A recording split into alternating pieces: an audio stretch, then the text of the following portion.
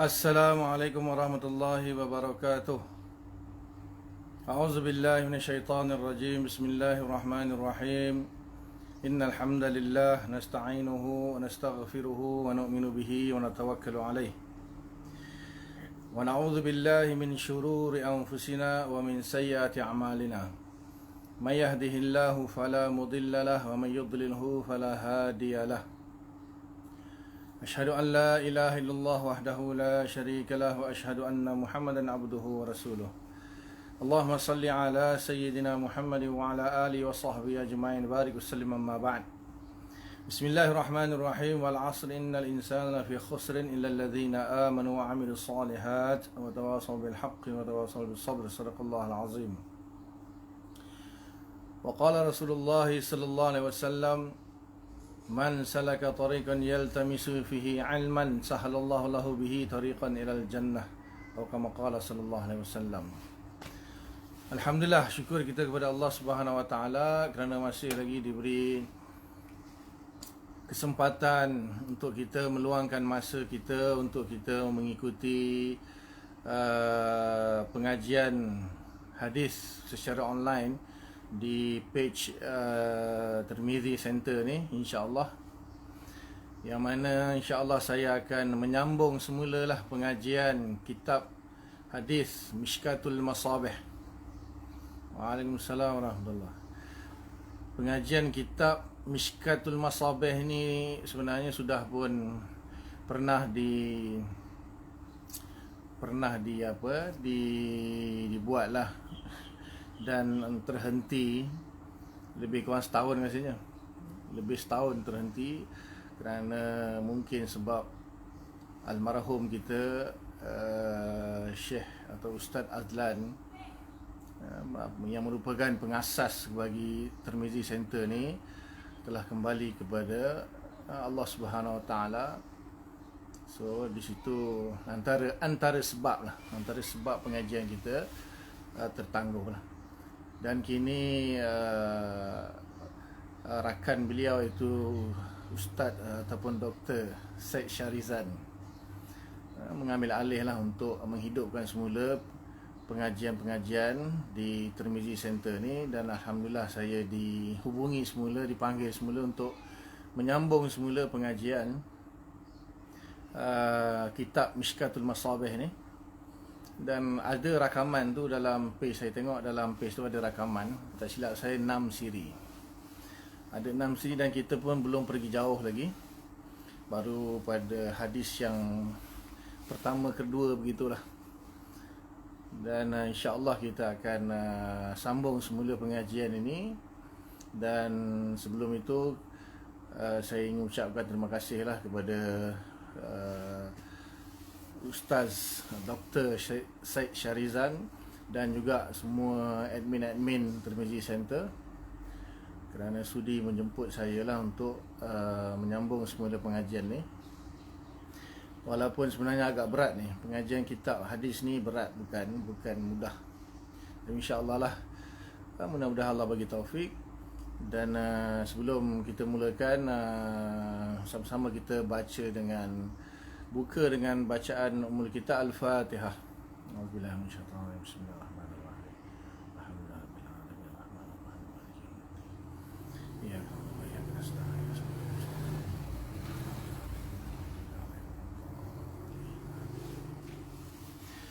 Jadi sebelum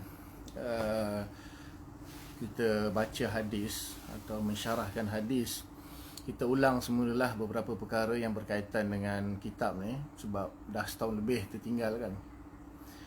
Jadi sebenarnya kitab Mishkatul Masabih ni adalah gabungan antara dua kitab sebenarnya. Kitab asal dia dipanggil Masabihus Sunnah. Ya, terima kasih yang bagi maklumat. Waalaikumsalam. Kitab Mishkatul Masabih ni sebenarnya gabungan daripada dua kitab yang asalnya kitabnya bernama Masabihus Sunnah. Masabihus Sunnah karangan Al-Imam Al-Baghawi rahimahullah ta'ala, yang lahir pada tahun 433 Hijriah, meninggal pada tahun 516, yang sahih lah. Ada yang mengatakan 510, tapi yang sahihnya 516 Hijriah. Merupakan seorang muhaddis, mufassir dan fuqaha mazhab Syafi'i radhiyallahu ta'ala anhu. Jadi banyak karangan-karangan beliau adalah ilmu hadis. Yang masyhurnya adalah Masabihus Sunnah yang asal 2 jilid. Kitab Masabihus Sunnah ni ada 2 jilid dalam cetakan Darul Kutub Ilmiah, Beirut, Lebanon. Kemudian antara kitab beliau yang berjilid-jilid seperti kitab Syarhus Sunnah, itu lebih besar lagi. Kitab-kitab hadis dan disertai dengan ayat Al-Quran lah. Itu Syarhus Sunnah, itu dalam 7-8 jilid. Kemudian beliau juga mengarang kitab tafsir Ma'alimut Tanzir. Kitab tafsir atau dikenal sebagai Tafsir Baghawi ataupun Ma'alimut Tanzil. Dan kitab fiqh beliau yang masyhur itu kitab Tahzib.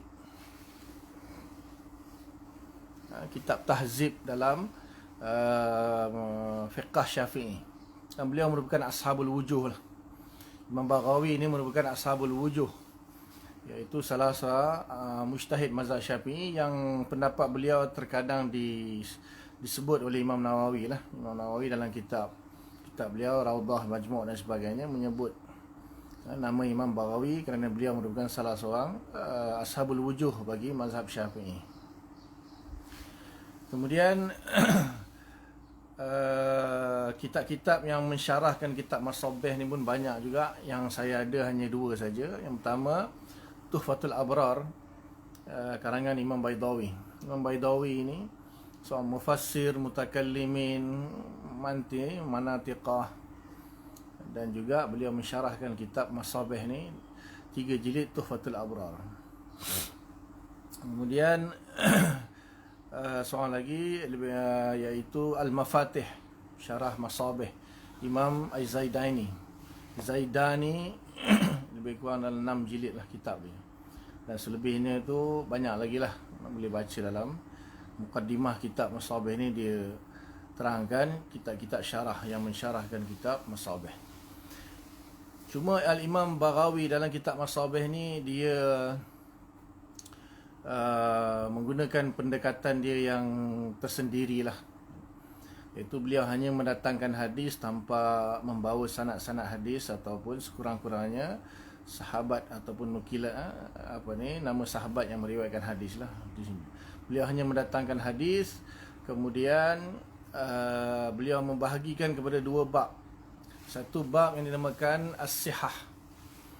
As-Sihah maksudnya jamak bagi sahih lah, maksudnya hadis-hadis yang sahih. Di dalam bab Sihah ni, bab Imam Baghawi mendatangkan hadis Bukhari dan Muslim, Syaikhan lah. Syaikhan dalam ilmu hadis iaitu Imam Bukhari dan Imam Muslim rahimahullah ta'ala. Kemudian bab yang kedua, bahagian yang kedua dinamakan Al-Hisan, jamak bagi Hasan lah.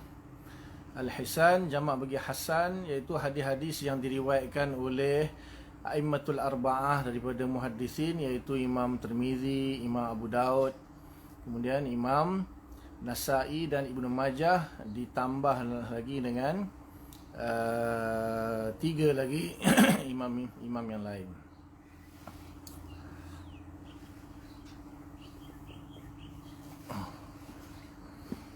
Jadi boleh kita katakan dan lebih kurang dalam 9 yang dinukilkan, iaitu dalam bahagian yang kedua, hadis-hadis yang diriwayatkan Imam A'immatul Arba'ah daripada Kutubus Sittah, itu Imam Tirmizi, Abu Daud, Nasa'i, Ibnu Majah, dan juga daripada Imam Ahmad, Imam Darimi dan Imam Baihaqi. Jadi diambil daripada Musnad Imam Ahmad dalam kitab Musnad, kemudian Imam Darimi. Imam Darimi ni dia ada satu Sunan Darimi, satu Musnad Darimi. Ada yang kata sama je lah dia punya kitab dia. Waalaikumsalam warahmatullahi. Dan yang ketiga Imam Baihaqi lah. So kita boleh kata jumlahnya lebih kurang 9 9 ulama hadis, daripada kitab 9 ulama hadis. Bahagian pertama Bukhari Muslim sahaja, bahagian kedua 7 ulama yang lain. Tak semualah tu. Jadi boleh kita kata kitab Masabih ni kitab kompilasi lah, kitab kompilasi, bukan kitab asal. Kerana kitab asal tu seperti yang disebutkan tadi lah, kitab asalnya iaitu Imam Bukhari dan Muslim, begitu juga Imam Tirmizi, Abu Dawud, Nasai dan Ibnu Majah, serta Imam Ahmad, kemudian Imam Darimi dan Imam Baihaqi. Dan menurut sebahagian ulama bahawa yang terakhir mengumpulkan hadis, mengarang kitab hadis adalah Imam Al-Baihaqi rahimahullah taala, yang meninggal pada tahun 458 Hijriah. Maknanya pertengahan kurun yang kelima itu sudah selesai menghimpunkan hadis-hadis dalam kitab-kitab lah. Setelah zaman Imam Al-Baihaqi itu, ulama-ulama yang datang itu hanya membuat kompilasi-kompilasi lah, ataupun syarah-syarah dan sebagainya. Kemudian datang Imam Khatib At-Tibrizi. Ada yang mengatakan Khatib Tibrizi, yang sahih itu Tibrizi. Imam Khatib At-Tibrizi ini meninggal pada tahun 741. Lebih kurang 200 tahun lebih sikit lah, 200 tahun, 230 tahun lebih setelah zaman Imam Baghawi meninggal. So datang Imam Khatib Tibrizi ini, dia menambah lagi hadis-hadis yang di dalam kitab Masabihus Sunnah, dan dia susun, dia bahagikan kepada 3 bahagian. Kepada tiga bahagian. Jadi dia seolah-olah macam memodifikasi lah, kita kata. Kitab Masabihus Sunnah itu ditambah lagi hadis yang banyak. Kalau ikutkan jumlah hadis yang ada dalam kitab Masabih ni dalam 2841 menurut cetakan cetakan Darul Kutub Ilmiah. Kemudian kalau kita tengok kitab Mishkatul Masabih, maksudnya kitab yang telah ditambah oleh Imam Khatib Tibrizi. Waalaikumsalam warahmatullahi wabarakatuh. Orang Jepun pun tengok. Jadi Imam Khatib Tibrizi dia menambah lagi hadis-hadis di dalam kitab Masabih. Kemudian dia memberikan nama-nama sahabat yang meriwayatkan hadis tersebut, dan beliau menambahkan lagi hadis banyak tambahannya, sehingga jumlah menjadikan 6,294. Mengikut cetakan Darul Kutub jugalah, 6,294 hadis di dalam kitab yang ditambah oleh Khatib Tibrizi, dan beliau menamakan kitab dia sebagai Mishkatul Masabih. Mishkatul Masabih. Asalnya Masabihus Sunnah karangan Imam Baghawi, yang mana mengandungi 2,841 hadis, dibahagikan kepada 2 bab, iaitu Sihah dan Hisan. Walaupun istilah Sihah Hisan tu adalah istilah tersendirilah Imam Baghawi, bukan maksud ulama mustalah hadis, iaitu bermaksud Sihah tu sahih, Hisan tu hadis hasan. Tidak. Ini istilah Imam Baghawi tersendiri, istilah dia sendiri. Yang kata ulama, la musyahata fil istilah. Tak perlu kita berpertikaian di dalam masalah istilah, masing-masing ada istilah tersendiri. Jadi bukan dia maksudkan bahagian sihah tu hanya hadis sahih, kemudian bahagian hisan itu hadis-hadis hasan saja, tidak. Ada juga hadis-hadis yang sahih di dalam Abu Dawud, di dalam Tirmizi, di dalam Nasai dan Ibnu Majah, ada je hadis-hadis yang sahih. Tetapi maksud hisan di situ bukanlah bermaksud hadis hasan saja. Itu istilah tersendiri Imam Baghawi. Jadi ditambah oleh Imam Khatib Tibrizi sehingga menjadi 6,294 hadis, dan dinamakan kitabnya Mishkatul Masabih. Dan beliau menambah lagi satu bab lagi, bab yang ketiga, ataupun bahagian yang ketiga lah.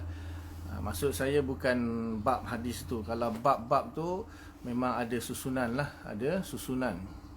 Bab-bab dia bermula dengan Kitabul Iman, Kitabul Ilm, Kitabul Taharah, Kitabul Salat, Kitabul Siyam, Zakat dan seterusnya. Cuma pembahagian hadis itu Imam Khatib Tibrizi menambahkan lagi bab yang ketiga lah. dan dia tak namakan sebagai sihah dan hisan, dan tambah yang ketiga tidak. Dia hanya min babul awal, babul sani ataupun babul salis. Qismul awal, qismul sani dan qismul salis. Dan beliau tambah lagi. Daripada 9 tu beliau tambah lagi 4 sumber-sumber hadis, menjadikan lebih kurang 13. Menjadikan dia 13 muhaddisin lah, ataupun imam-imam yang terdahulu, iaitu ditambah lagi diambil daripada kitab Muwatta Imam Malik, kemudian Musnad Syafi'i, iaitu Musnad Imam Syafi'i yang dikarang oleh Abu Bakar Al-Asram. Imam Syafi'i dia tak mengarang kitab Musnad dia, cuma ulama Syafi'i yang nama dia tak silap saya Abu Bakar Al-Asram, dia yang mengumpulkan hadis-hadis yang dipakai oleh Imam Syafi'i, dinamakan sebagai Musnad Asy-Syafi'i. Jadi daripada situ Imam Khatib tu tambah lagi Muwatta, kemudian Musnad Syafi'i, kemudian Imam Razin dan Imam Darul Qutni. Imam Razin dan Imam Darul Qutni. Jadi situ tambah lagi 4, akhirnya jadi 13 lah. Jadi kalau kitab Mishkatul Masabih itu boleh kita kata kompilasi daripada 13 kitab, di mana Masabih itu hanya 9 kitab. Kemudian Imam Khatib Tabrizi bila dia tambah lagi hadis, maka di situ jadilah lebih kurang kompilasinya 13 kitab, ditambah lagi 4, iaitu Muwatta, Musnad Syafi'i, Sunan Darul Qutni dengan Imam Razin rahimahumullah. Jadi jadilah hadis dia mencapai lebih kurang 6,294 hadis. Cuma kitab ini, kitab Mishkat ni dibahagikan kepada beberapa kitab ataupun bab seperti yang saya sebut tadi lah, iaitu Kitabul Iman, Kitabul Ilmi, Kitabul Taharah, Kitabul Salat. Dan setiap kitab itu ada 3 bahagian. Kitabul Iman ada hadis yang bahagian pertama, bahagian kedua, bahagian yang ketiga. Jadi sebelum ni kita telah pun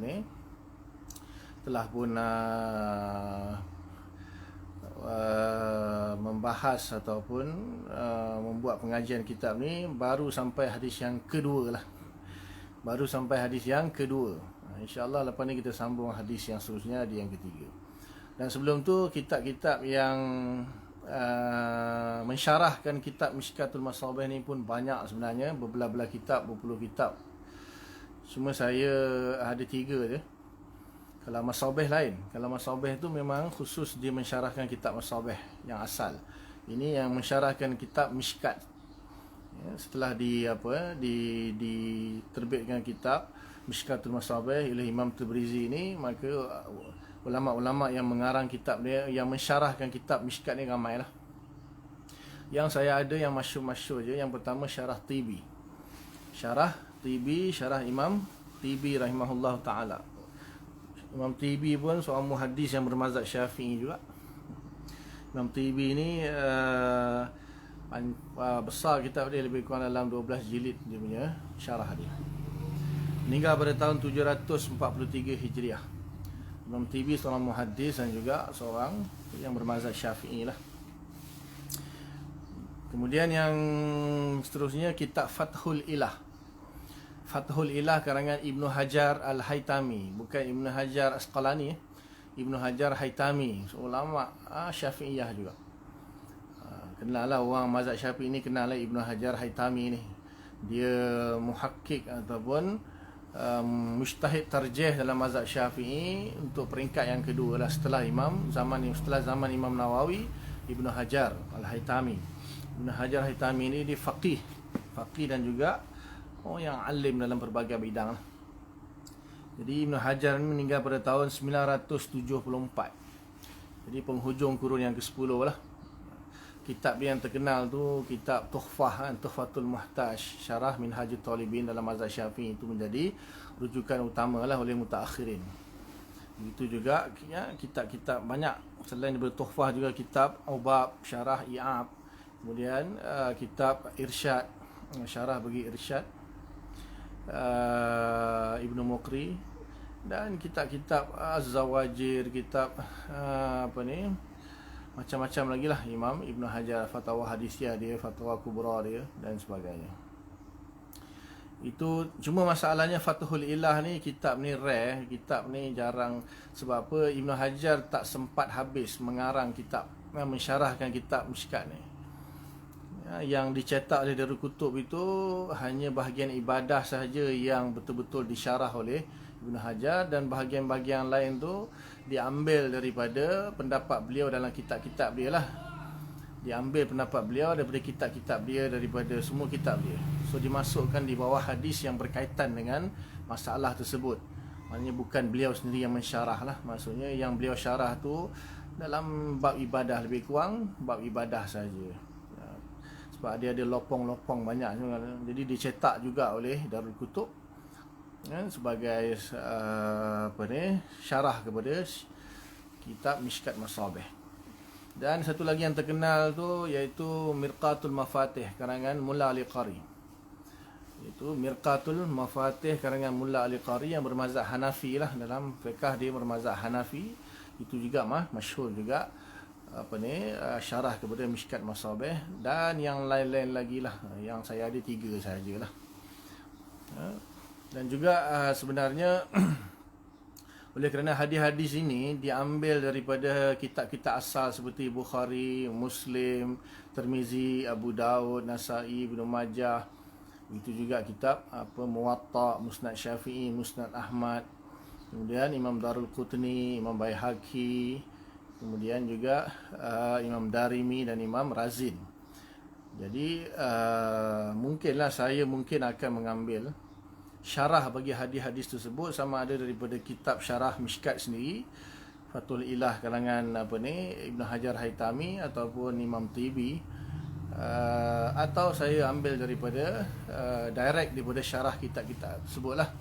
Ambil daripada syarah Bukhari itu Ibn Hajar Asqalani, Fathul Bari. Dan juga yang paling masyhur, paling saya suka tu ambil ialah syarah Imam Nawawi dalam Sahih Muslim. So Imam Nawawi ni agak terbaik lah. Dia tak terlalu ringkas, tak terlalu panjang. Ibn Hajar pun terbaik juga, Fathul Bari, syarah Bukhari. Cuma saya lebih cenderung kepada syarah Muslim Imam Nawawi itu lebih menarik untuk dibaca. Imam Nawawi semua kenal lah, Imam Nawawi rahimahullah ta'ala. Itu juga syarah-syarah Tirmizi, Abu Daud dan sebagainya. Semua kitab-kitab syarah tu alhamdulillah lah saya ada semua lah. Kalau syarah Bukhari itu dekat lebih 10 saya ada, alhamdulillah. Syarah Tawdih Ibn Mulaqin 50 jilid lebih. Kemudian Fathul Bari lah Ibn Hajar Asqalani, kemudian syarah Ibn Battal, syarah Kirmani, syarah Imam Qustulani, kemudian mazhab lain, mazhab Hanafi itu Umdatul Qari, kemudian Maulana Zakaria punya iaitu syarah Bukhari dia Kanzul Mutawari, itu pun berpuluh jilid juga tu. Kemudian syarah Ibn Rajab Hambali, walaupun tak habis, namanya Fathul Bari juga tu, Ibn Rajab Hambali. Kemudian Faidul Bari kalangan Anwar Shah Kashmiri, dan Imam Khattabi, dan banyaklah kitab-kitab syarah Bukhari ada kat depan ni, banyak. Itu juga syarah Muslim pun banyak juga, Qadhi Iyad Ikmalul Mu'lim, kemudian Al-Mufhim Imam Qurtubi, kemudian Imam Nawawi lah, memang tak asing lagi. Kemudian Fathul Mulhim kalangan ulama Hanafi, Syabir Ahmad Usmani dengan seorang ulama lagi, dia 2 orang. Kemudian yang mutaakhirinnya seperti Imam Amin Harari, itu dekat dalam 20 jilid lebih. Kemudian yang lebih baru lagi Imam Atyubi Al-Wahabi, ulama Saudi lah, itu sampai 45 jilid tu, syarah Muslim. Terbaik beliau, bagus. Dia membuat kompilasi syarah-syarah ulama dalam kitab Muslim. Maknanya dia nukilkan semua syarah-syarah bagi kitab Muslim dalam kitab dia, 45 jilid. Itu juga syarah Abu Daud Ibn Ruslan, ulama Syafi'i, terkenal dengan Matan Zubat tu. Dia ada syarah kitab Abu Daud, syarah Ibn Ruslan dalam Abu Daud. Kemudian Mirqatus Su'ud Imam Suyuti, Aunul Ma'bud. Begitu juga Bazlul Majhud karangan ulama Hanafi. Kalau Tirmizi itu Aridul Ahwazi karangan Ibnu Arabi Maliki. Kemudian Arfus Syazi, ulama Hanafi. Kemudian Tuhfatul Ahwazi, Al-Saudi Wahbi. Dia ulama yang cenderung kepada salaf lah kita kata.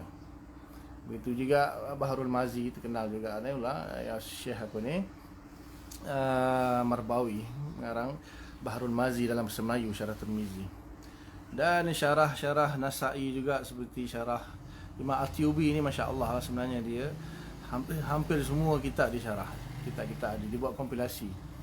Ibnu Majah begitu juga, syarah-syarah Ibnu Majah, Amin Harari misalnya.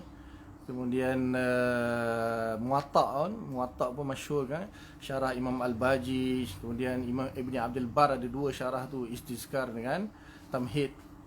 Begitu juga syarah Maulana Zakaria, syarah Muwatta, iaitu Aujazul Masalik. Itu pun puluh jilid juga tu, belah-belah jilid lah, tebal.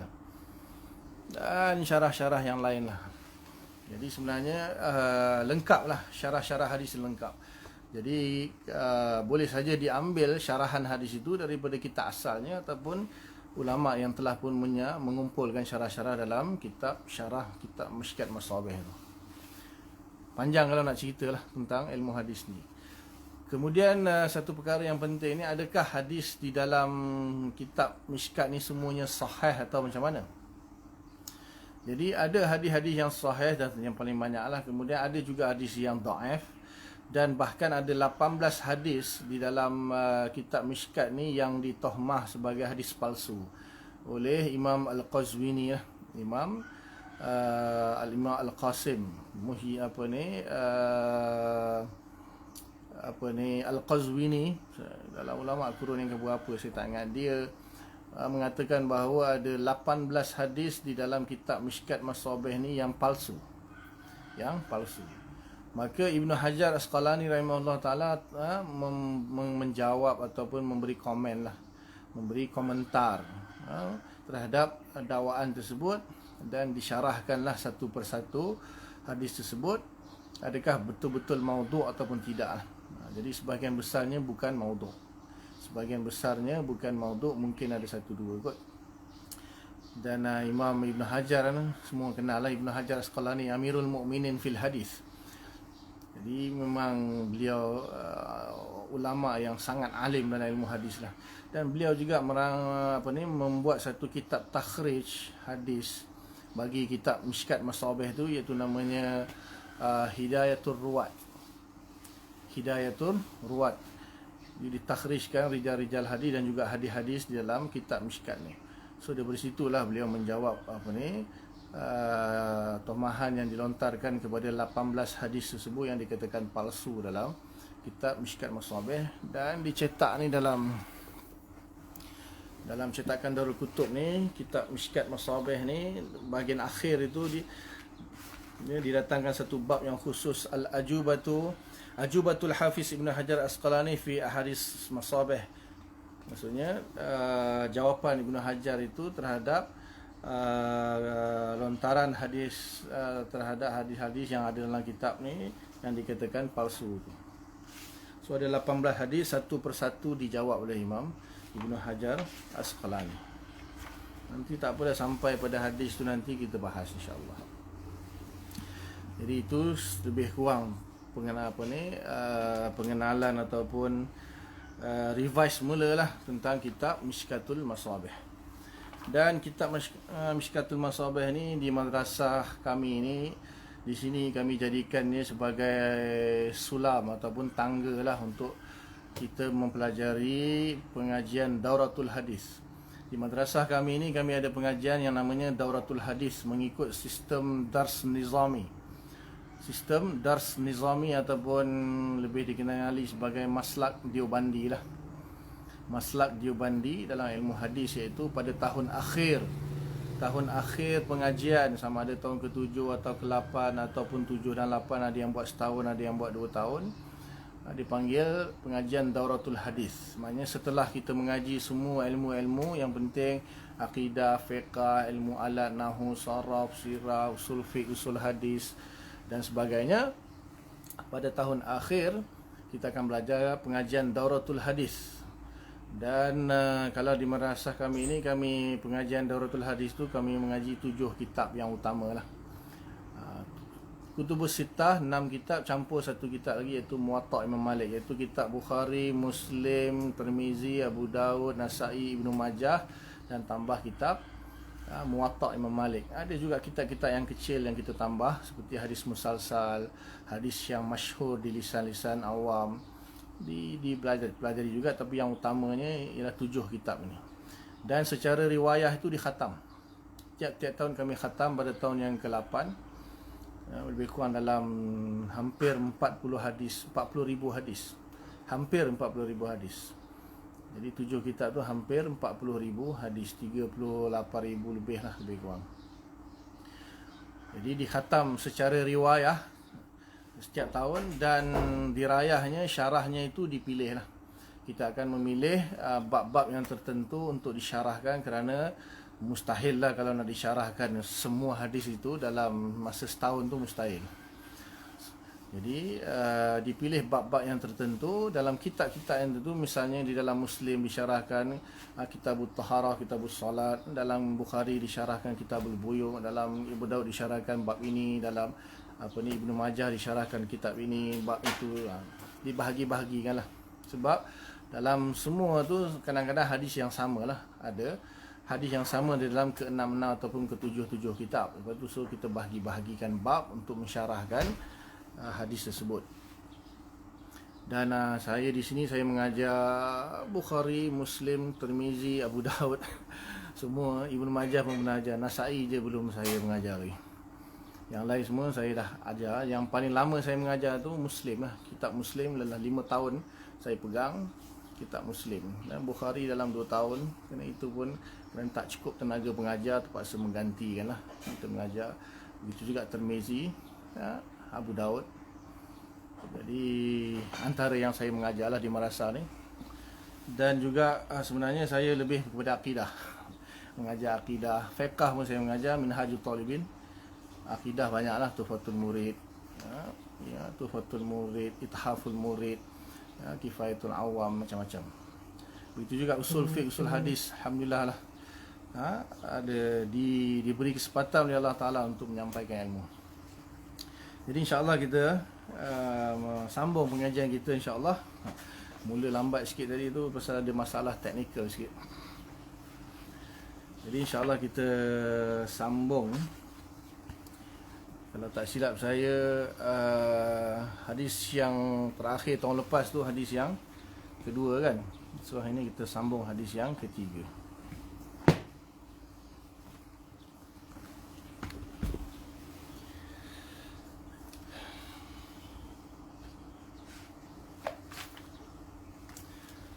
Sebab yang pertama sekali dalam kitab ni dipanggil Kitabul Iman lah.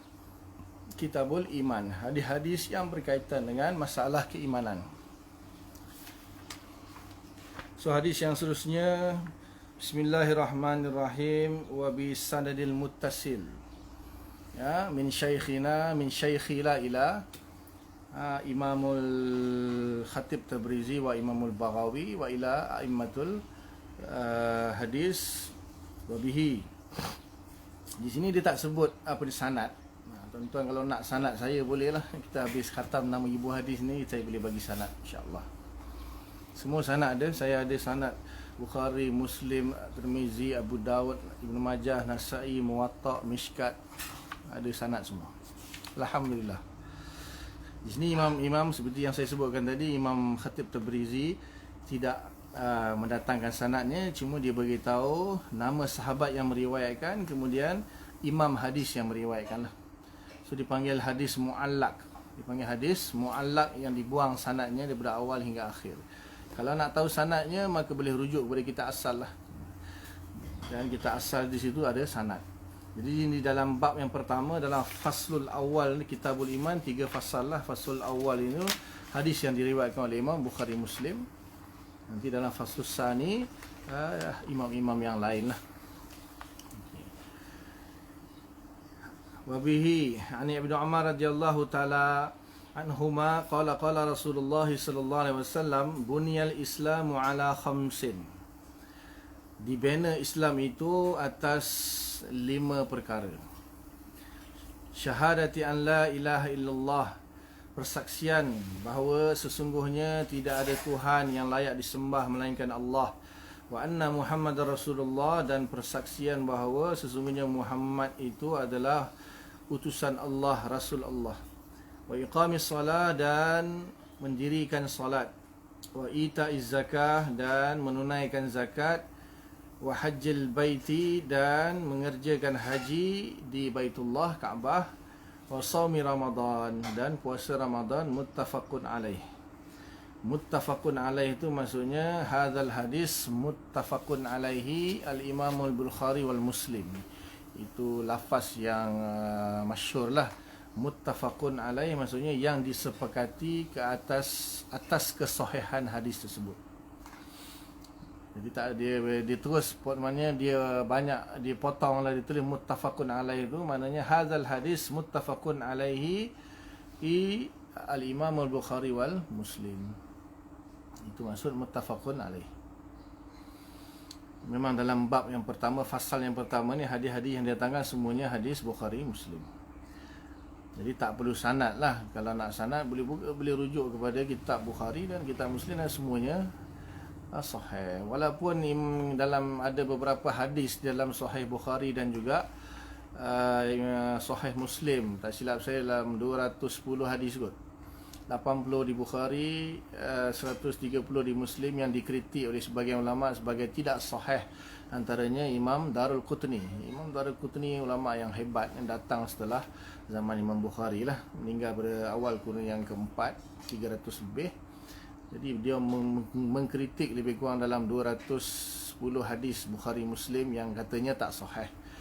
Kemudian kritikan itu telah dijawab oleh Imam Ibn Hajar Asqalani dan juga Al-Imam Nawawi rahimahumullah. Kerana tak sahih itu menurut dia lah, sebab penilaian hadis ni benda yang ijtihadi. Menilai hadis ni benda yang ijtihadi. Di sini kita terus belajar kitab. Sebenarnya saya lebih berminat mengajar kitab ilmu mustalah hadis. Sebelum kita mulakan dalam mukadimah saya ada kot rasanya. Pertemuan pertama tu, kedua, cuba tengok. Ada saya bahas sikit tentang ilmu mustalah hadis, macam mana ulama itu menilai sesebuah hadis itu.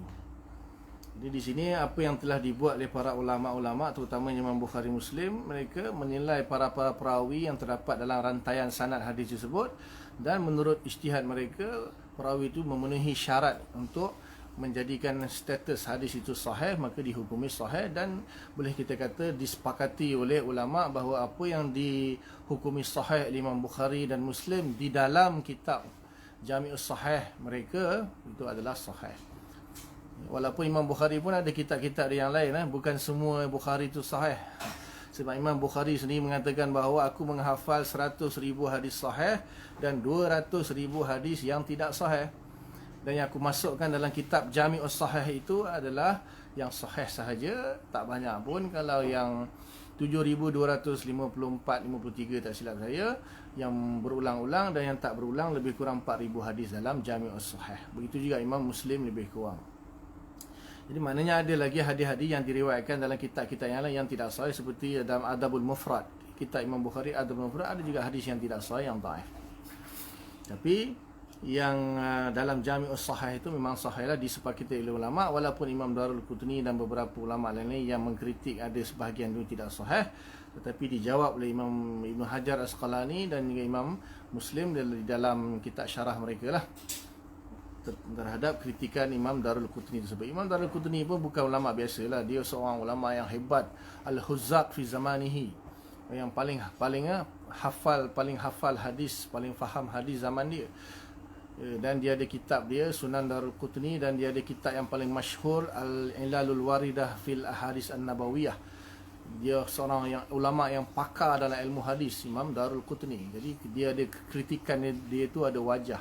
Cuma oleh kerana menilai seorang perawi hadis tu masalah ijtihadi, maka di situ kita tak boleh membatalkan ijtihad orang lain lah. Sebab al-ijtihadu la yunqadu bil ijtihad. Bila seseorang tu dia Waalaikumsalam warahmatullahi. Oh, ni ada Syekh mana ni, Syekh Usul Fiqh.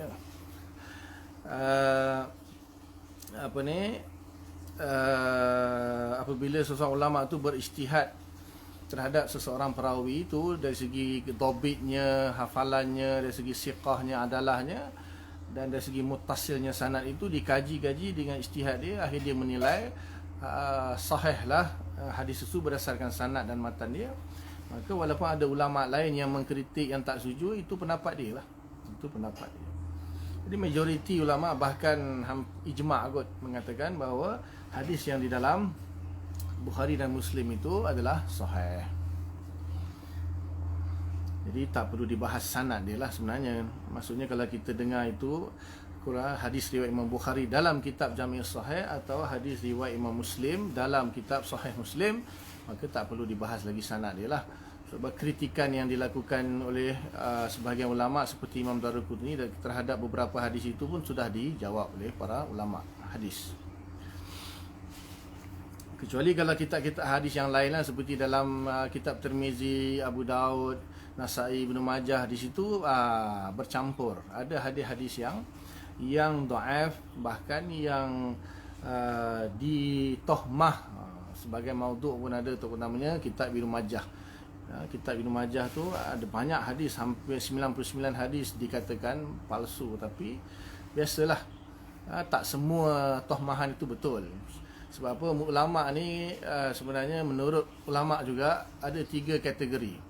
Yang pertama dipanggil mutasyaddidin. Ulama yang mutasyaddid maksudnya yang agak keras, yang agak keras dan agak strict lah di dalam menilai sesebuah hadis itu.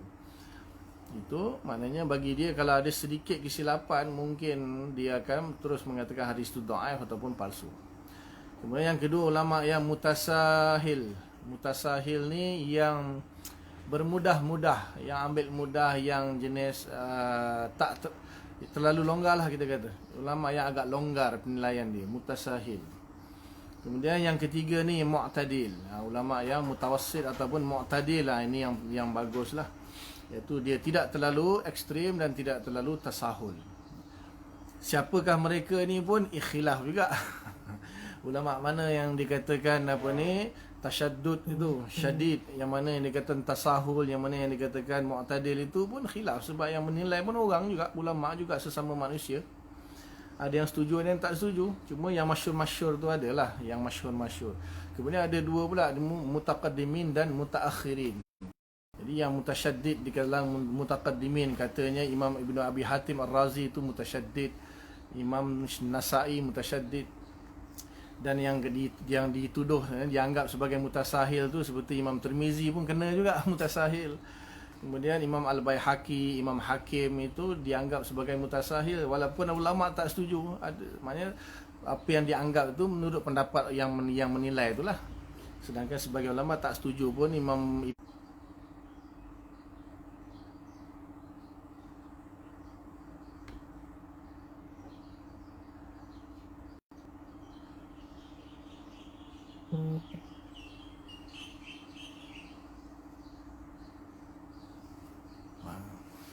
ada gangguan internet sikit, paksa top up booster.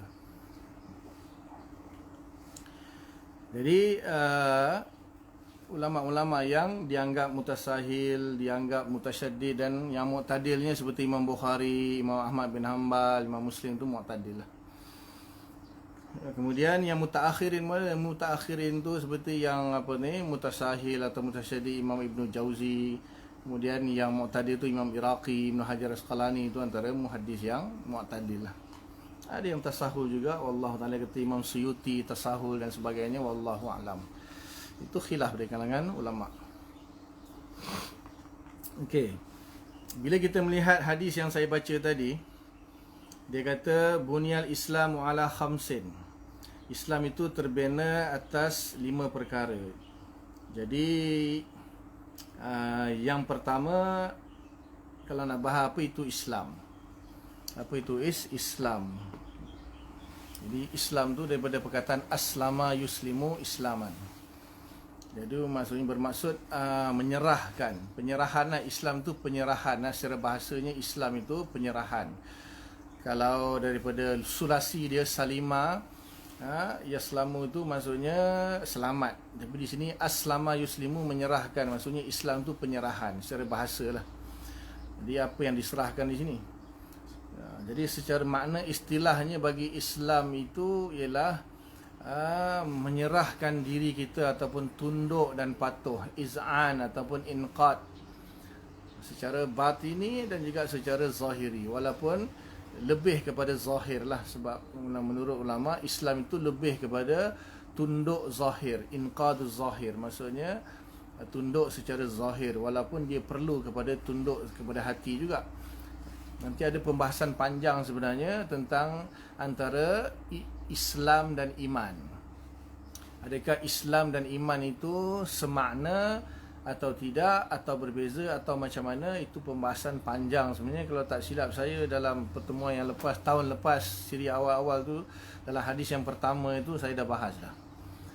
Hadis yang pertama, hadis yang kedua lah. Hadis yang pertama tu innamal amalu binniyat. Hadis tu ada dalam mukadimah. Kemudian Kitabul Iman dimulakan dengan hadis Jibril yang panjang tu, yang Nabi didatangi oleh malaikat Jibril, ditanya akhbirni anil Islam, akhbirni anil iman, akhbirni anil ihsan. Di situ saya rasa saya dah bahas perbezaan makna iman dan Islam. Jadi kesimpulannya, yang terbaiknya yang dibahas oleh Imam Al-Ghazali dalam kitab Ihya. Imam Ghazali dalam kitab Ihya dia bahas tentang masalah ni, dan boleh kita kata hampir semua kitab akidah dibahas tentang masalah iman dan Islam, dari sudut persamaannya, dari sudut perbezaannya, dan dari sudut tadakhul ataupun talazumnya dia. Jadi Islam ini, apa itu Islam? Kalau menurut ulama akidah, Islam itu bukan benda yang wujudi. Islam itu benda yang i'tibari. Islam itu adalah satu i'tibari, nama yang diberikan kepada suatu agama lah. Inna ad-dina indallahil Islam. Sesungguhnya agama yang benar yang di sisi Allah itu hanyalah agama Islam sahaja. Al-Islamu ya'lu wa la yu'la alai. Islam itu tinggi, tidak ada yang lebih tinggi pada Islam. Jadi tidak ada agama selain Islam. Agama yang sebenar di sisi Allah itu adalah Islam. Tidak ada agama yang dianggap sebagai agama yang sebenar melainkan Islam di sisi Allah Ta'ala. Walaupun di sisi manusia, masing-masing menganggap agama dia itu agama lah. Manusia ni dia menganggap agama dia itu adalah agama. Jadi secara bahasa kita boleh kata agama lain pun adalah agama lah. Tetapi agama yang sebenar di sisi Allah, yang benar hanyalah agama Islam. Itu agama yang tunduk kepada Allah. Islam tu kan penyerahannya ni, menyerahkan segala-galanya lah. Semua manusia ni penyerahan itu bermula daripada hati. Tunduk tu bermula pada hati. Maka di situ ada tadakhul ataupun talazum antara makna iman dan makna Islam. Bila kita kata ketundukan itu ketundukan hati, maknanya dia ada tadakhul, maksudnya percampuran makna antara iman dan Islam.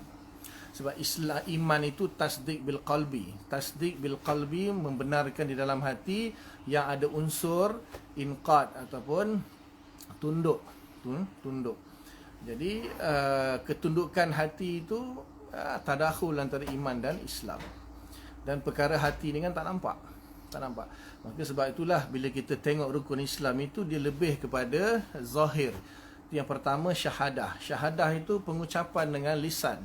Jadi semua orang tahu, kalau satu orang tu dia bersyahadah, disebut syahadah dia asyhadu an la ilaha illallah wa asyhadu anna Muhammadar Rasulullah, semua orang tahu dia bersyahadah. Tapi hati dia membenarkan ke tidak? Itu kan orang tak nampak. Apa yang di dalam hati hanya diketahui oleh orang itu sendiri dan Allah Subhanahu Wa Taala sahaja. Jadi sebenarnya ada makna yang tadakhul antara Islam dan iman dari sudut tunduk batin, inqad ataupun iz'an batini, ketundukan dalam secara dalaman, iaitu dalam hati. Itu ada di situlah.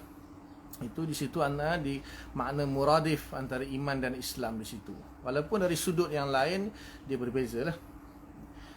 Jadi kemudian kalau tunduk secara zahir itu jelas, maknanya syahadah, kemudian solat 5 waktu, puasa, zakat dan haji itu jelas. Itu jelas, semua manusia nampak. Maknanya bila seorang tu mendirikan solat, orang nampak. Dia berpuasa, puasa memanglah tak nampak kan puasa tu, cuma perbuatan dia tidak makan itu diketahui lah. Kemudian dia menunaikan zakat, mengeluarkan harta beri kepada orang yang mustahik ataupun asnaf. Kemudian dia mengerjakan haji. di Baitullah di Mekah. Itu diketahui, itu amalan zahir. Itu sebab itu Islam lebih kepada inqaduz zahir, inqiyaduz zahir.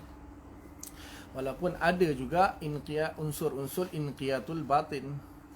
Cuma iman itulah yang lebih dikatakan inqiyadul batin, itu iman tasdiq bil qalbi dengan ada unsur iz'an wal inqad, iaitu tunduk secara batini dalam hati.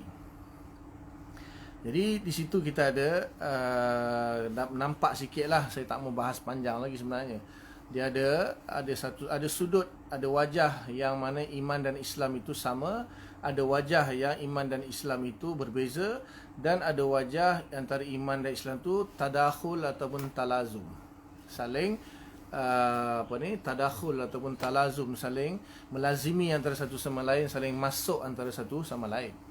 Dalil-dalil Quran hadis jelas. Maknanya kenapa dia dikatakan diberitahu ketiga-tiga wajah ini, kerana memang ayat-ayat Al-Quran dan hadis-hadis Nabi menunjukkan, ada ayat yang menunjuk, ayat Quran dan hadis yang menunjukkan iman dan Islam itu sama, ada ayat Quran dan hadis menunjukkan iman dan Islam itu berbeza, ada Al-Quran dan hadis yang menunjukkan iman dan Islam itu saling talazum dan tadakhul.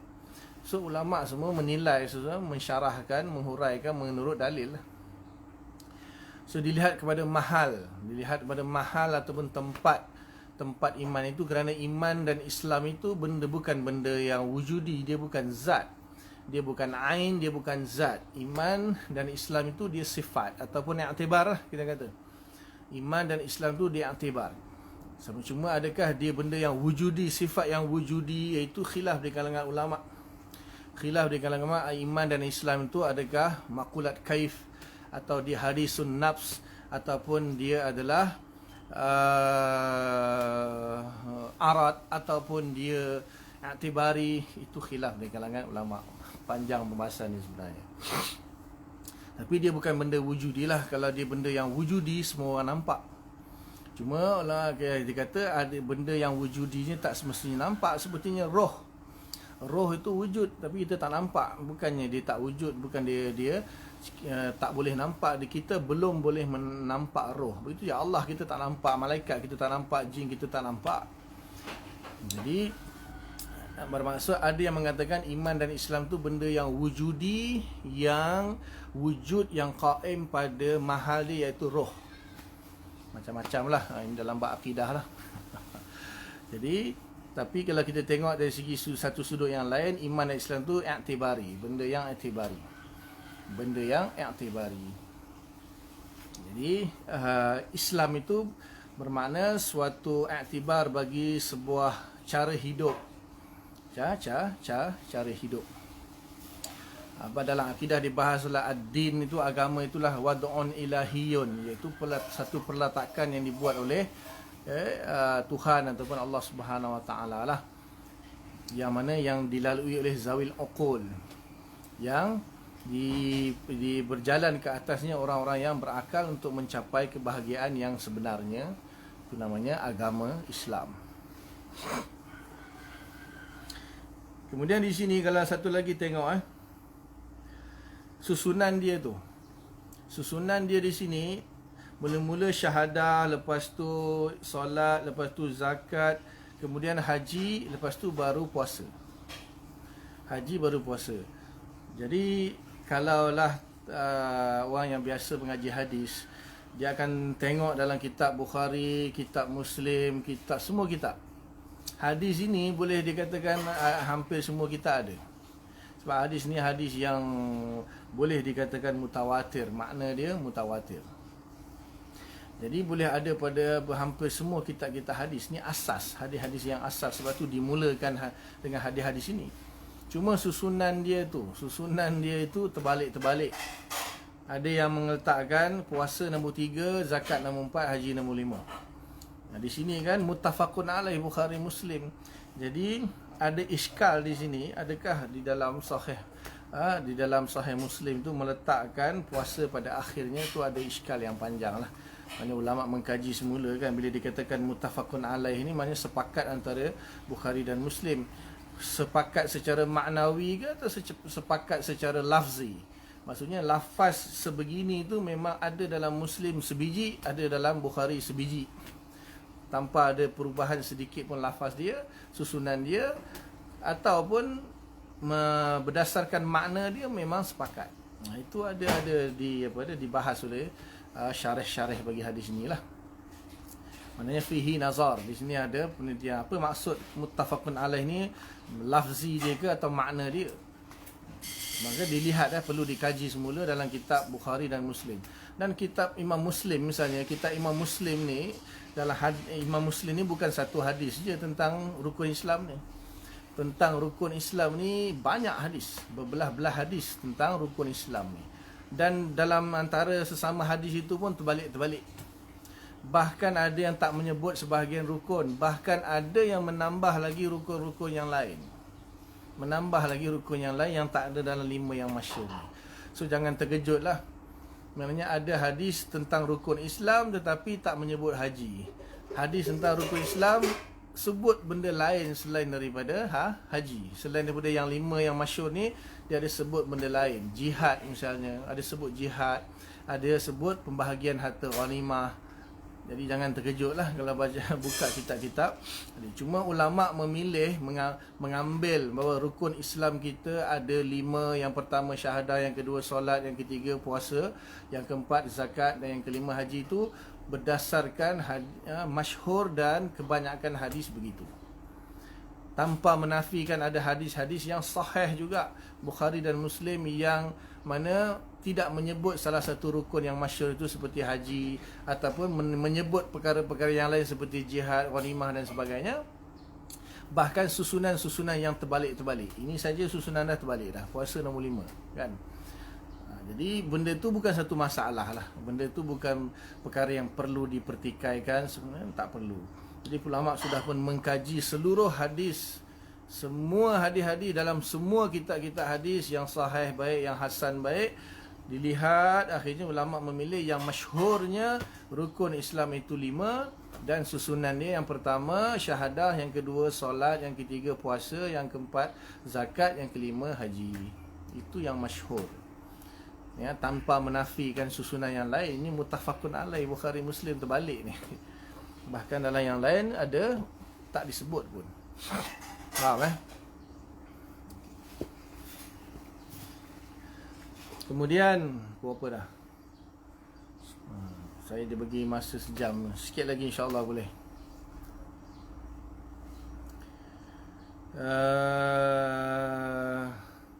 Sebenarnya hadis ni kalau nak syarah panjang lah, maknanya syahadah pun bahas syahadah. Kemudian yang kedua solat, bahas solat. Kitab solat dalam kitab fiqh saja masya-Allah ada 12,000 hukum. Ada 12,000 hukum yang berkaitan dengan solat. 12,000 hukum. Kemudian zakat, haji, dan nak bahas satu-satu masya-Allah lah, insya-Allah. Tapi nanti akan ada kitabut taharah, kitabus salat, kitabus shaum, akan ada dalam kitab yang sama juga. Kitab Mishkat ni ada hadis semua. Nanti di sana kita bahas hukum solat, hukum zakat dan sebagainya. Ni secara umum saja.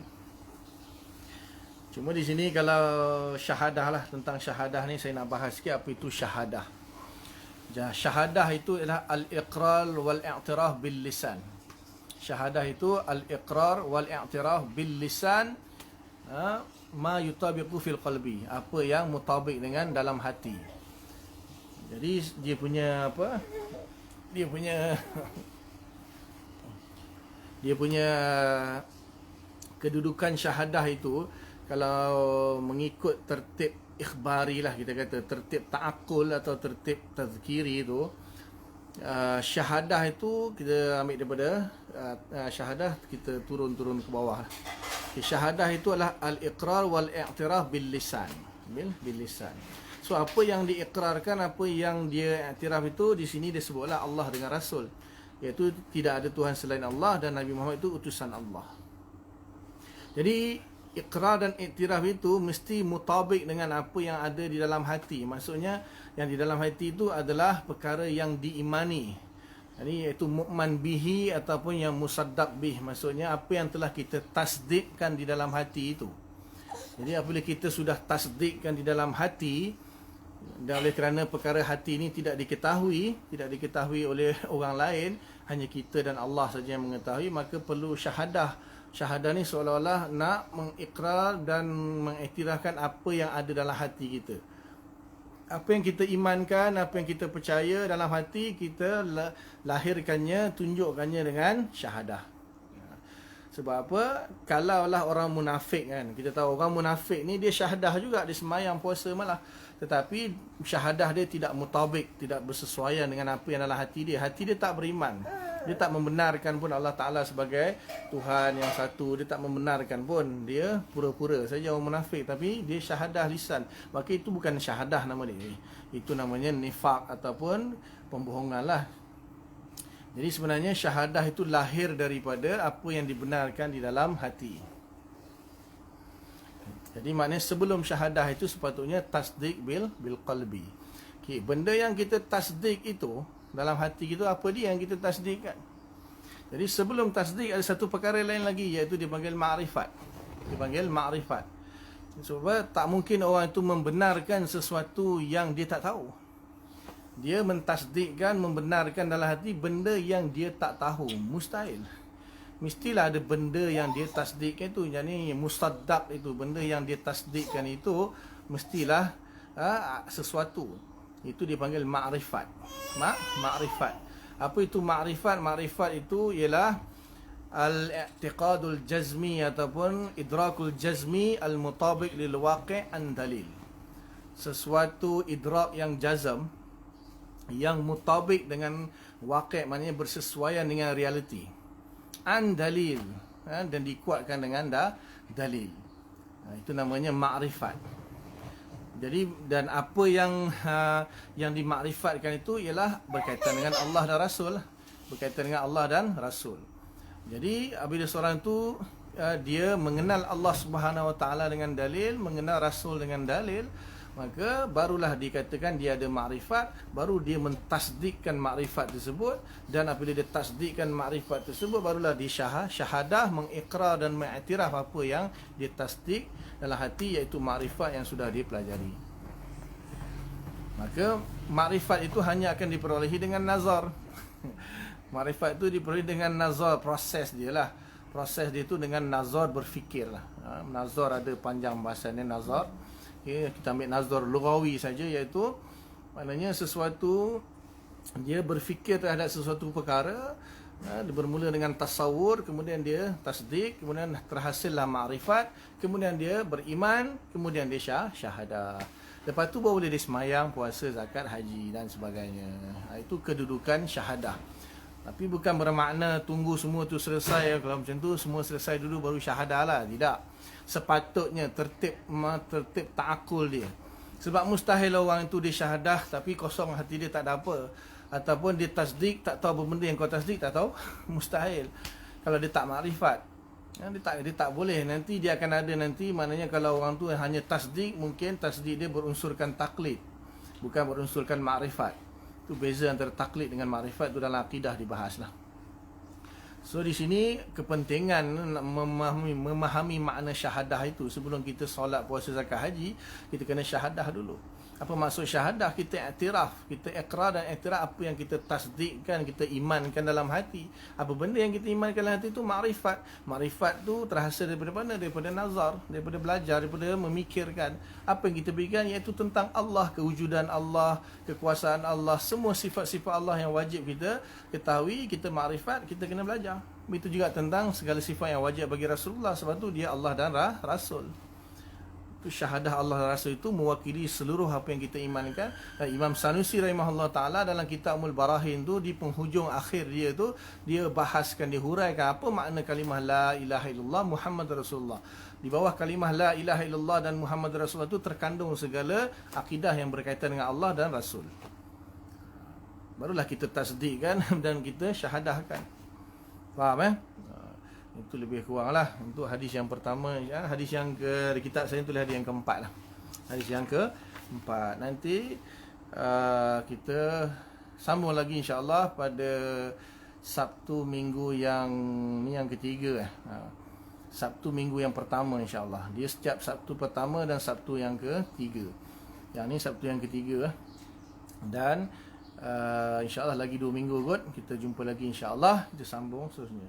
Kalau ada soalan-soalan nak ditanya, saya suka menjawab soalan sebenarnya, tapi dah online FB Live macam ni payah sikit nak tanya. So kalau ada soalan tu boleh type kot dalam ruang komen tu, insyaAllah pada pertemuan seterusnya saya akan jawab, insyaAllah. Wallahu ta'ala alam. Setakat ni dulu. Apa yang baik itu daripada Allah Subhanahu Wa Taala, apa yang tak baik kelemahan saya lah. Minta ampun kepada Allah, minta maaf kepada semua. Mudah-mudahan Allah Ta'ala bagi taufik untuk kita faham amal sampaikan dan kita tangguh dengan kafarah majlis. Subhanallah bihamdika, nasyhadu an la ilaha illa anta, nastaghfiruka wa natubu ilaik.